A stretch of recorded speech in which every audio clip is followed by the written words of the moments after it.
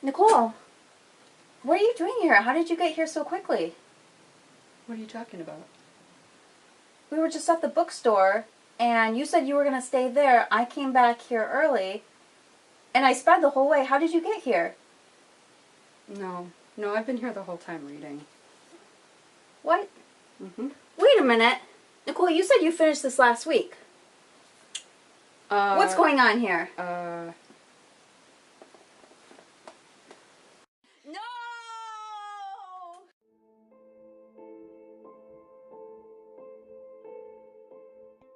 Hi everyone, I am Nicole.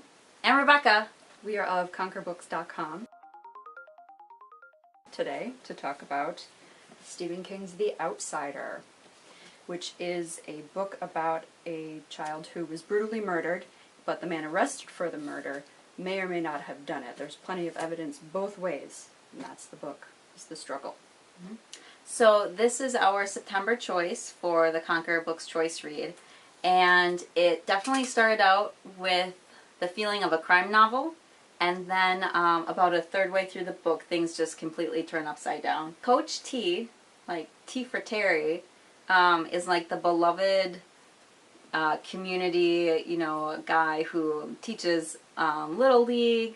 I guess coaches Little League. Mm-hmm. And yeah, he teaches math, and like people think he's really safe and everything's fine.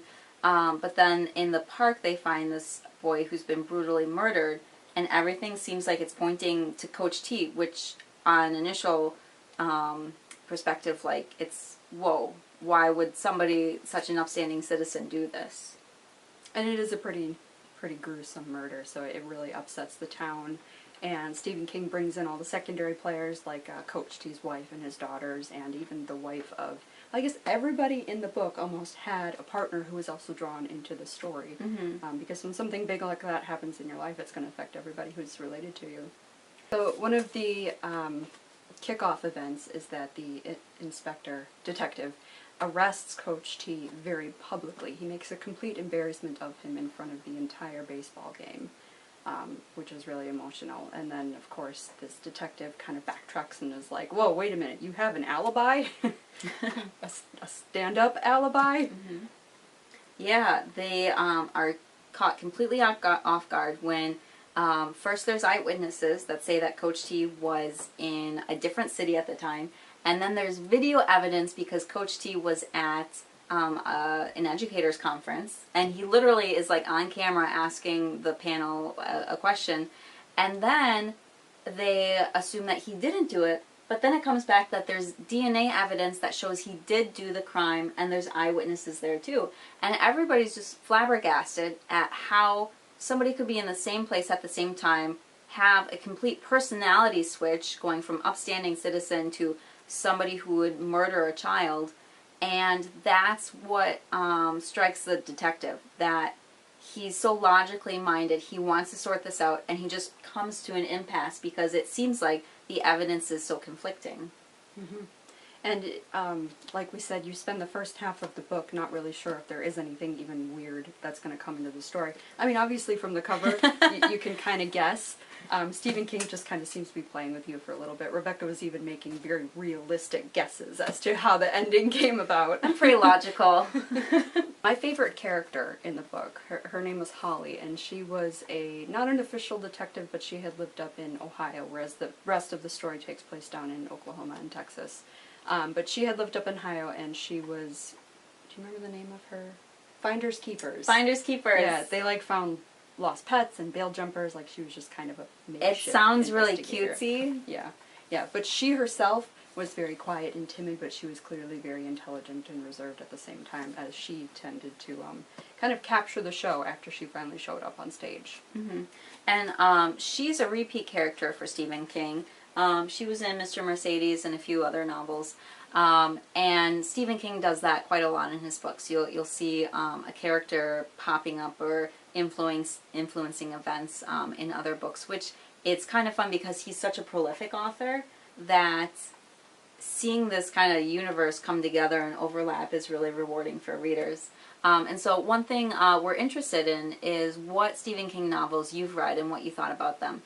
So comment below. Let us know which Stephen King novel you were terrified by, and we'll see who else in the group has read that book too. And if you've noticed any ties between them, such as Holly here. Do you want to talk a little bit about the ending? Because for me, that was one of my favorite settings. They leave Oklahoma, they go to Texas in pursuit of this evildoer, whoever that person may be, and they go they go to this cave site, and this site it had this weird context and then this really interesting, disturbing story about it.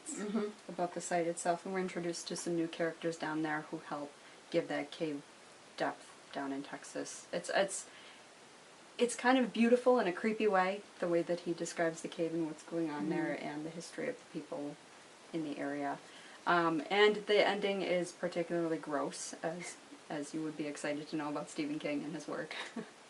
I like the fact that it took place with coach baseball team, because I went on a Stephen King tour when my husband and I visited Maine, and one of the places they took us to was this really gorgeous baseball field that he had built out of his own funds for the Little League team. It was a professional-sized, professional-grade baseball field meant for the Little League team of Bangor, Maine. I thought that was really cool.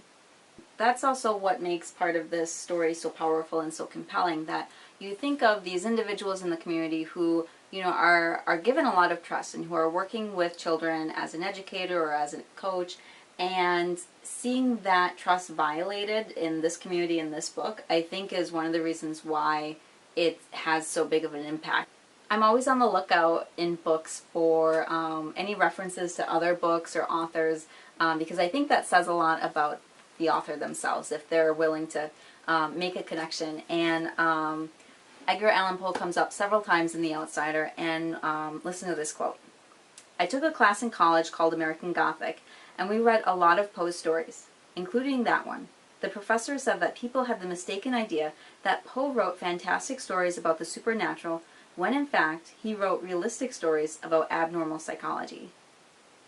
And I think I like that so much because people think about Stephen King as like this awful person who imagines all of these bad things in the world, and you know, he's just writing horror novels.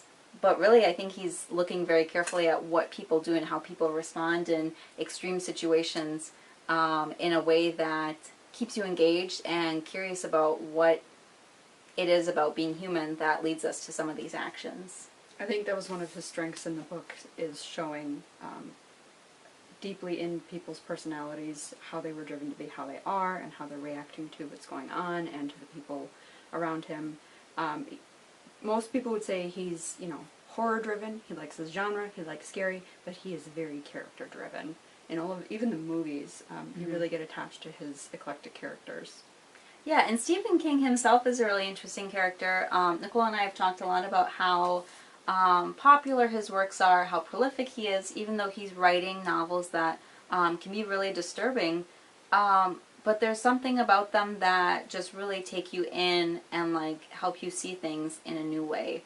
If you haven't read Stephen King before, this is, I think, probably a pretty good opener. It's, you know, scary and haunting, but it's also focusing a lot about crime and the way that our justice system works, that I think if you like mysteries, this is a good introduction to Stephen King's version of a mystery. Yeah, and the book is going to be a 10 mini-series. 10-episode mini-series, so it's a really great to be able to read a book and then see how it translates to film. That's always fun. So this is our next read for October. It will be October. It is called The Bear and the Nightingale. This is the debut novel by Catherine Arden here, and this is the first of a trilogy. The first two are out, and the third trilogy will be coming out in January. This was published just in 2017, so very, very new. The second book was published this year, so she's really flying through this. Fast. This has a lot of great criticism behind it, a lot of high regard. It is supposed to be a fairy tale type of story that takes place in the Russian wilderness, and there is an evil stepmother. We'll say that. Read it with us because I'm really excited about this one. All right, we're Rebecca and Nicole from Conquer Books. Read along with us for the October book, and thanks for joining us. Bye.